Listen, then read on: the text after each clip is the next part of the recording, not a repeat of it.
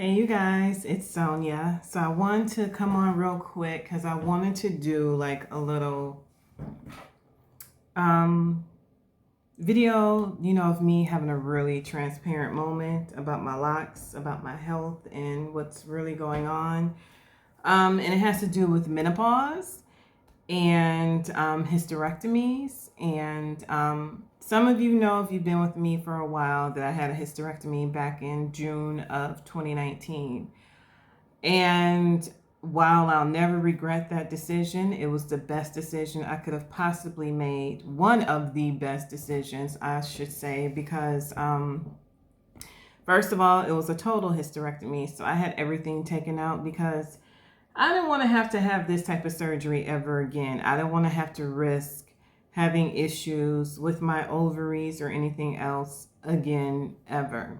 So I made the decision to have everything yanked and be done. And I knew that would put me into instant menopause afterwards, like literally instant hot flashes after the surgery while I was still in the hospital. So I also knew there was a risk of hair thinning, hair loss. Um, but I guess a little, in the back of my mind, maybe I was a little arrogant to that fact, thinking that, oh, that won't happen to me because, my mother had a total hysterectomy around the same age. I was 46 when I had this done, and my mom, she was about the same age when she had her total hysterectomy. She never lost her hair as far as I could tell. She always had, fine, thin hair. So I was like, I'll be okay. And guess what? Here we are coming up on my 2-year anniversary of having this hysterectomy.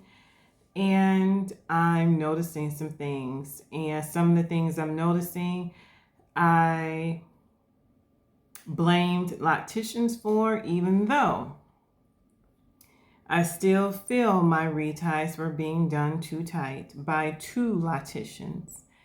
But as far as the breakage, as far as the fuzziness, whenever I have new growth, look at this part. It looks extra wide. And I really feel like this is the start of the thinning, you guys. It's thinning.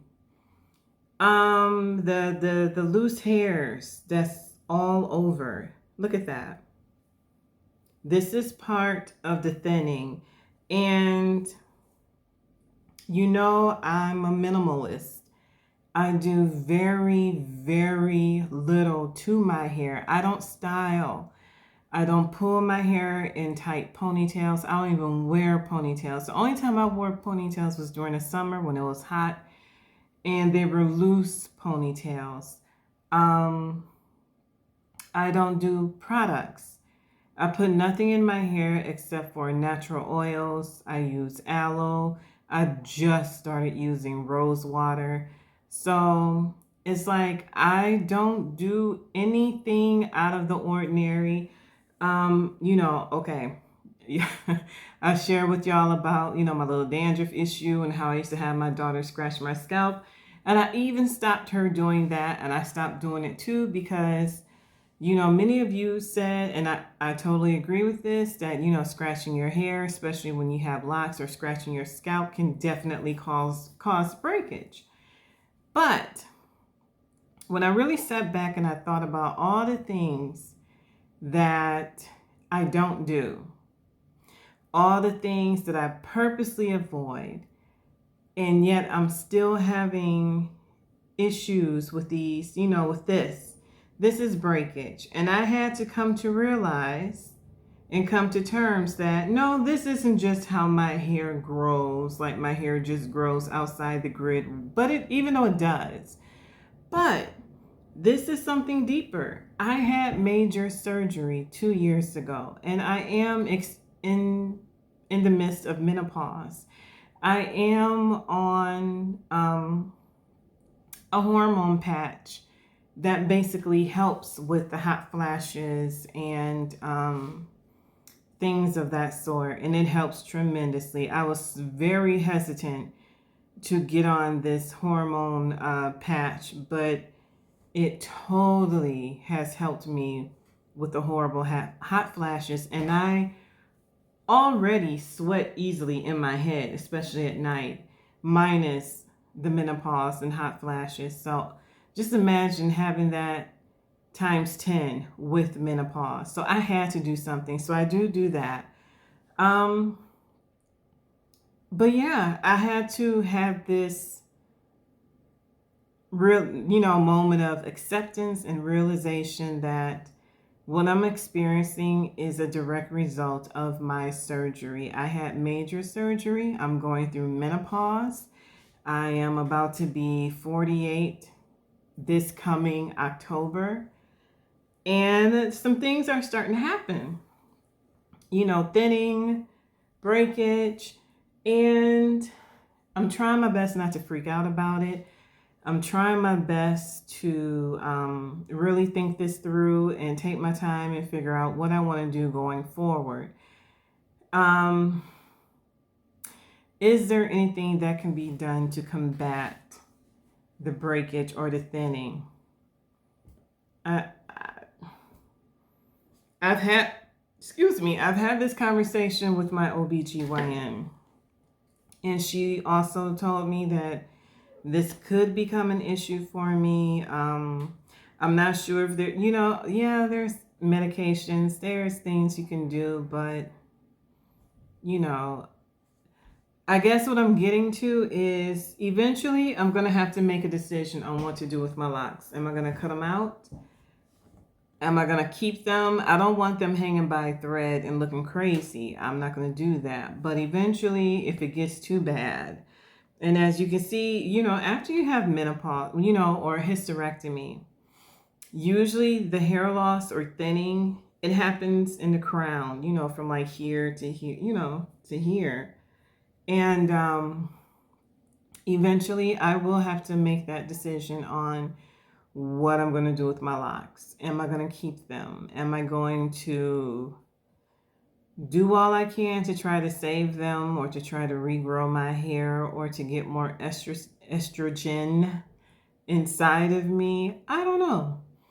But I just did want to hop on this to say to other women who may be going through this, who may have had a hysterectomy or even a partial hysterectomy. This can still happen to you if you've had a hysterectomy, but you left your ovaries. You can still have some kind of effects.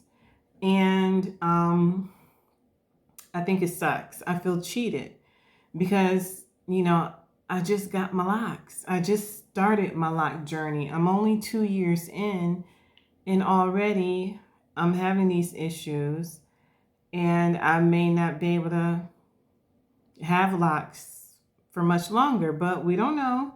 I'll have to see.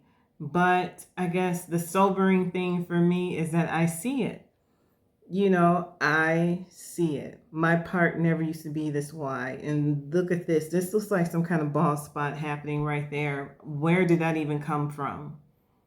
You know what I'm saying? It's like stuff is happening, and I'm like, how? And my hair is extra dry just from going through menopause and having that surgery. So it's a constant battle of trying to keep my hair moisturized. So there's that. Doing that that sea salt experiment probably didn't help either, but I know that's not why I got the bald spot.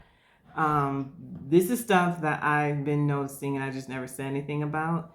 And I'm like, no, you got to be honest. Don't be in denial about what's really happening, because I did have major surgery, and that's a huge factor in what's going on with my hair. My hair is going through some changes, and I'm just going to do all I can to help it get through these changes. So, I got some decisions to make. I got a lot of things to think about. I'm just pulling this back so I can just kind of look at my edges. This has always been a problem area for me. I shouldn't say always.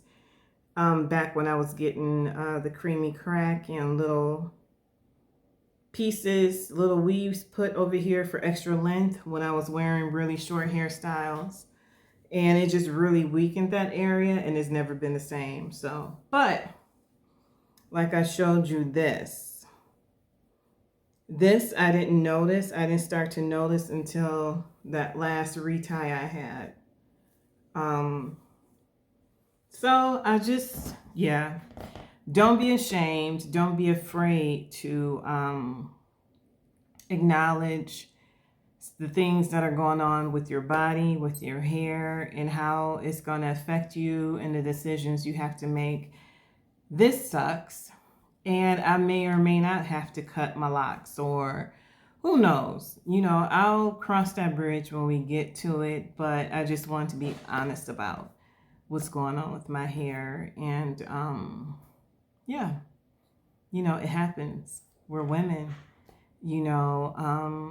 and when we have these issues, reproductive or otherwise, and we make the decision to have surgery so our quality of life can be better, so we can stop hemorrhaging every 2 weeks and, being in pain because you have cysts rupturing on your ovaries and you're anemic and you feel like crap and you feel weak and your quality of life is just horrible.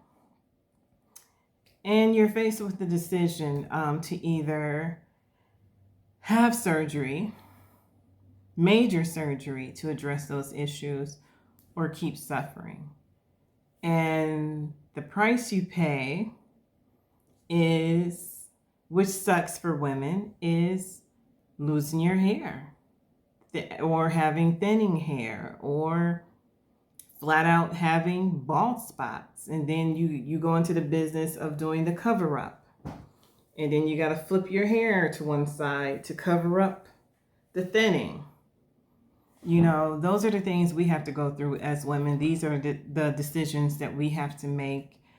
And that's life. It's not fair. It kind of sucks. It sucks a lot, actually, because I love my locks and I'm so happy to be on this lock journey. But if I don't have hair, if my locks really start to thin really bad, then I'm going to have to do something. But again, we'll cross that bridge when we get to it. And that's it. Thank you guys for watching. I hope this video helps.